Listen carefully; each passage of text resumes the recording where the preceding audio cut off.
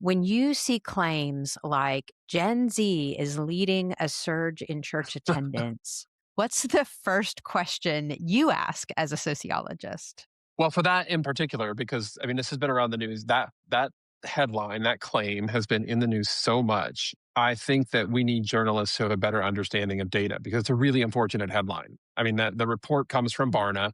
Barna, I understand they're trying to get attention for work, but it's not incorrect. But it is somewhat misleading. I mean, that study that they did, and if you dig, you don't have to dig very far to see.